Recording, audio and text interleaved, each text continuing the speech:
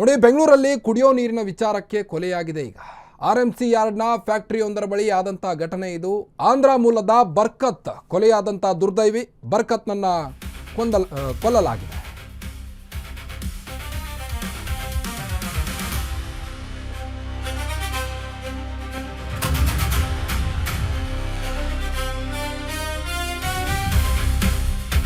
ಬೆಂಗಳೂರಲ್ಲಿ ಕುಡಿಯೋ ನೀರಿನ ವಿಚಾರಕ್ಕೆ ಕೊಲೆಯಾಗಿದೆ.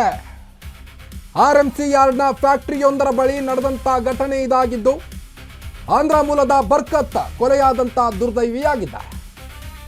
ಬರ್ಕತ್ನನ್ನ ಮಧುಗಿರಿ ಮೂಲದ ಸೀನಪ್ಪ ಎಂಬಾತ ಕೇವಲ ನೀರಿನ ವಿಚಾರಕ್ಕಾಗಿ ಕೊಂದಿದ್ದಾನೆ.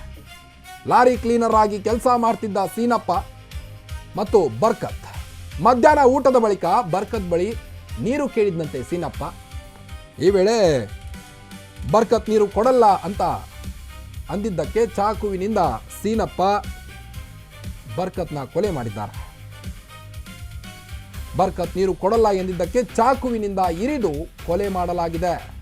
ಕೊಲೆ ಬಳಿಕ ಆರೋಪಿ ಸೀನಪ್ಪ ಎಸ್ಕೇಪ್ ಆಗಿದ್ದಾನೆ. ಲಾರಿ ಡ್ರೈವರ್ಗಳ ಮಾಹಿತಿ ಮೇರೆಗೆ ಕೇಸ್ ಕೂಡ ದಾಖಲಾಗಿದೆ. ಕೇಸನ್ನು ದಾಖಲಿಸಿ ಆರೋಪಿಯನ್ನ ಪೊಲೀಸರು ಈಗಾಗಲೇ ಬಂಧಿಸಿದ್ದಾರೆ. ನೋಡಿ, ಕೇವಲ ಕುಡಿಯುವ ನೀರಿನ ವಿಚಾರಕ್ಕೆ ಈಗ ಬೆಂಗಳೂರಲ್ಲಿ ಕೊಲೆ ಮಾಡುವ ಹಂತ ತಲುಪಿದೆ. ಯಾವ ಮಟ್ಟಕ್ಕೆ ಕ್ರೈಮ್ ರೇಟ್ ತಲುಪ್ತಾ ಇದೆ ನೋಡಿ ಬೆಂಗಳೂರಲ್ಲಿ. ಕೇವಲ ಕುಡಿಯುವ ನೀರಿನ ವಿಚಾರಕ್ಕೆ ಕೊಲೆ ಅಂದರೆ ಏನರ್ಥ? ಆಂಧ್ರ ಮೂಲದ ಬರ್ಕತ್ ಕೊಲೆಯಾದಂಥ ದುರ್ದೈವಿ. ಬರ್ಕತ್ನನ್ನ ಮಧುಗಿರಿ ಮೂಲದ ಸೀನಪ್ಪ ಕೊಂದಿದ್ದಾನೆ. ಬರ್ಕತ್ ಮತ್ತು ಸೀನಪ್ಪ ಇಬ್ಬರು ಕೂಡ ಲಾರಿ ಕ್ಲೀನರ್ಗಳಾಗಿ ಕೆಲಸ ಮಾಡ್ತಿದ್ರು. ಆಂಧ್ರ ಮೂಲದವರು. ಮಧ್ಯಾಹ್ನ ಊಟದ ಬಳಿಕ ಬರ್ಕತ್ ಬಳಿ ನೀರನ್ನು ಕೇಳಿದಾನಂತೆ ಸೀನಪ್ಪ. ಈ ವೇಳೆ ಬರ್ಕತ್ ನಾನು ಕೊಡೋದಿಲ್ಲ ಅಂದಿದ್ದಕ್ಕೆ ಚಾಕುವಿನಿಂದ ಸೀನಪ್ಪ ಕೊಂದಿದ್ದಾನೆ. ಈತನೇ ಆತ ಕೊಲೆ ಮಾಡಿದಂಥ ಸೀನಪ್ಪ. ಕೊಲೆ ಬಳಿಕ ಎಸ್ಕೇಪ್ ಆಗಿದ್ದಾನೀಗ ಆರೋಪಿ ಸೀನಪ್ಪ.